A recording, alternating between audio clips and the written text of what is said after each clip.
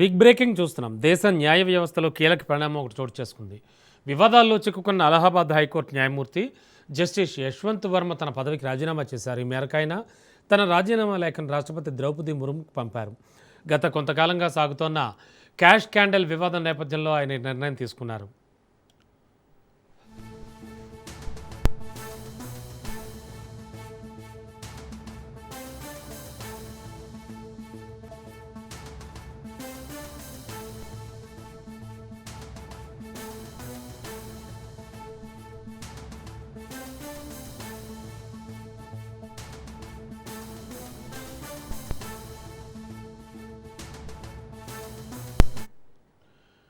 గతేడాది మార్చి 14న ఢిల్లీలోని జస్టిస్ వర్మ అధికారిక నివాసంలో జరిగిన అగ్ని ప్రమాదం ఈ వివాదానికి కేంద్ర బిందువైంది. మంటలను ఆర్పే క్రమంలో అగ్నిమాపక సిబ్బందికి అక్కడ భారీ ఎత్తున నగదు ప్యాకెట్లు కనిపించాయి.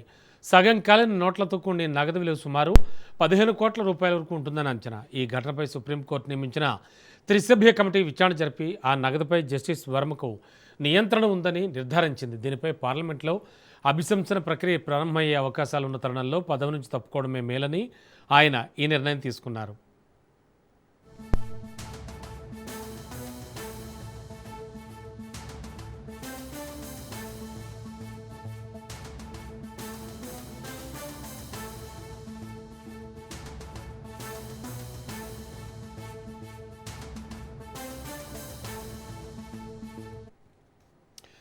బ్రేకింగ్లో చూస్తున్నాం. దేశ న్యాయ వ్యవస్థలో కీలక పరిణామం చోటు చేసుకుంది. వివాదాల్లో చిక్కుకున్న అలహాబాద్ హైకోర్టు న్యాయమూర్తి జస్టిస్ యశ్వంత్ వర్మ తన పదవికి రాజీనామా చేశారు.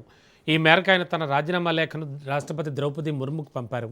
గత కొంతకాలంగా సాగుతోన్న క్యాష్ క్యాండిల్ వివాదం నేపథ్యంలో ఆయన ఈ నిర్ణయం తీసుకున్నారు. ఇదే అంశానికి సంబంధించి మరింత అదనపు సమాచారం విశ్లేషణ మా కరెస్పాండెంట్ సునీల్ అందిస్తారు. సునీల్, యాక్చువల్గా ఏం జరిగింది?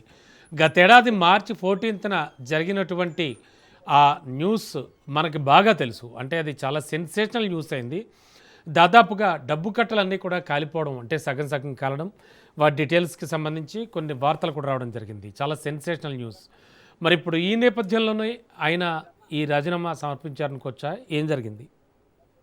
ప్రస్తుతం దేశవ్యాప్తంగా తీవ్ర వివాదాస్పదంగా మారినటువంటి అలహాబాద్ హైకోర్టు జడ్జిగా ఉన్నటువంటి యశ్వంత్ శర్మ రాజీనామా చేయడం ఇప్పుడు న్యాయ వ్యవస్థలోనే ఒక చర్చకు దారితీసిన పరిస్థితి. ఎందుకంటే మార్చి 14th రోజు తన ఇంట్లో జరిగినటువంటి అగ్ని ప్రమాదంలో దాదాపు 15 కోట్ల రూపాయల నగదు బయటపడింది.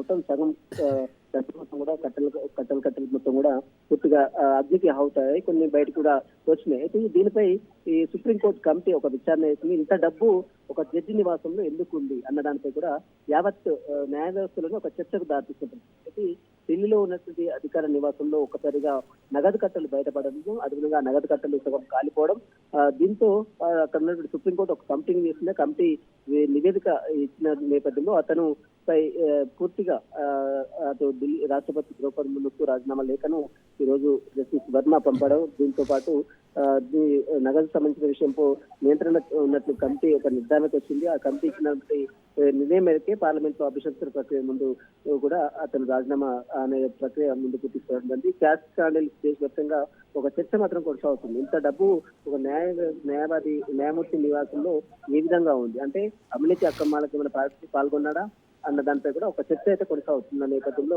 అతనిపై వేసినటువంటి సుప్రీంకోర్టు కమిటీ నివేదిక ఇవ్వడంతో అతను ఎట్టకేలకగా రాజీనామా చేసినటువంటి పరిస్థితి మాత్రం మనం చూడవచ్చు. ప్రస్తుతం అలహాబాద్ హైకోర్టు జడ్జిగా చేసినటువంటి యశ్వంత్ శర్మ రాజీనామా చేయడం దేశవ్యాప్తంగా మాత్రం ఇప్పుడు తీవ్ర చర్చనీయాంశంగా మారిన పరిస్థితితో కనబడుతుంది. ప్రస్తుతం అతని రాజీనామాను మాత్రం ఈ రోజు రాష్ట్రపతి ద్రౌపది ముర్ముకు రాజీనామా లేఖను యశ్వంత్ శర్మ పంపించిన పరిస్థితి కనబడుతుంది. Okay, thank you Sunil.